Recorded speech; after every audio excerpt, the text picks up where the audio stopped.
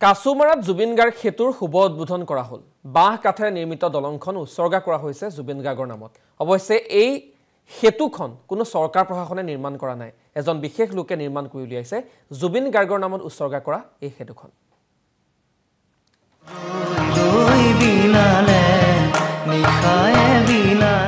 প্ৰাণৰ শিল্পী জুবিন গাৰ্গৰ নামত মুকলি হ'ল এখন সেতু। যদি জীৱনৰ ৰংবোৰে লুকাভাকু প্ৰাণৰ শিল্পীগৰাকীৰ সোঁৱৰণত নগৰবেৰাৰ কাছুমাৰাত মুকলি কৰা হ'ল দলংখন। তথাপি বন্ধু আগুৱাই যাবা তথাপি আল্লাহৰ ওচৰত দুৱা আৰু ভগৱানৰ ওচৰত সমূহীয়াভাৱে প্ৰাৰ্থনা কৰি মুকলি কৰে বাঁহ আৰু কাঠেৰে নিৰ্মাণ কৰা দলংখন।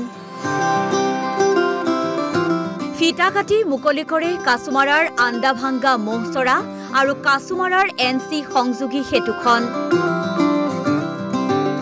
4 বছৰ পূৰ্বে বৰপেটাৰ লোকনিৰ্মাণ বিভাগে নিৰ্মাণ কৰা দলংখন 3 মাহৰ পাছতেই উটুৱাই নিছিল ব্ৰহ্মপুত্ৰৰ কোবাল খুঁটে। তাৰ পাছৰে পৰা শিক্ষাৰ্থীকে ধৰি অঞ্চলটোৰ ৰাইজে ভুগি আহিছিল জমৰ যাতনা। তুলুঙা নাৱেৰে যাতায়াত কৰিব লগা হৈছিল অঞ্চলটোৰ ৰাইজ। কাছুমাৰা আন্দামাজি পাৰ্কত আজি উদ্বোধনী হ'ল। আমি খুবেই আনন্দিত হৈছোঁ, কিয়নো ইমান আগতে নাও আছিল, আজিৰ পৰা নাও বন্ধ হ'ল। ইমান ভাল লাগিছে, মানে মই ভাষাৰে প্ৰকাশ কৰিব পৰা নাই এনেকুৱা এটা কাম তেখেতসকলে যে কৰিছে। মই তেখেতসকলক মই অন্তৰৰ পৰা মই ব্যক্তিগতভাৱে মই ধন্যবাদ জ্ঞাপন কৰিছোঁ। লগতে এই সেতুখনৰ নাম আমাৰ হাৰ্টবিট জুবিন গাৰ্গৰ নামেৰে সেতু নামেৰে উদ্বোধন আজি কৰিলে। খুব আনন্দিত, কিয়নো এই অঞ্চলৰ আমাৰ কাছুমাৰা আন্দাভাঙা অঞ্চলৰ মানুহ মানে যাতায়াতৰ যি এটা অসুবিধা আছিল, ধৰক মানে পেচেণ্ট এজন মেডিকেল লৈ আহিব লাগে, নাৱেৰে পাৰ হ'ব লাগে।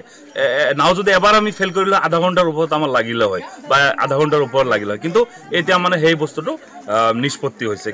কেইমাহমান পূৰ্বে আভ্যন্তৰীণ জল পৰিবহণ বিভাগে লেচিক আবণ্টন দিয়ে পাৰঘাটটো। পাৰঘাটৰ লেচি আবু ছাইদ আলীয়ে দলংখন নিৰ্মাণ কৰি উৎসৰ্গা কৰে জুবিন গাৰ্গৰ নামত। এই সেতুখনৰ নাম জুবিন সেতু দিয়াৰ কাৰণে তেওঁলোকক ধন্যবাদ জ্ঞাপন কৰিছোঁ।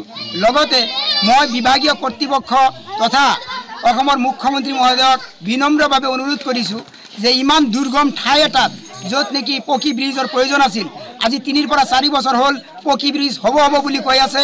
গতিকে আমি আজি আপোনালোকৰ এই চেনেলৰ জৰিয়তে জনাব খোজোঁ অতি সোনকালে যাতে আমাৰ কাছুমাৰা পাৰঘাটত এখন পকী ব্ৰিজ হয়। শীঘ্ৰে এইখিনিতে এখন পকী দলং নিৰ্মাণ কৰিবলৈ দাবী জনাইছে ৰাইজে, কিয়নো বাৰিষা আহিলেই বাঁহ বা কাঠৰ দলং উটুৱাই নিয়ে ব্ৰহ্মপুত্ৰৰ বাঢ়নি পানীয়ে। নগৰবেৰাৰ পৰা বিল্লাল হুছেইনৰ ৰিপৰ্ট, অসম লাইভ 24।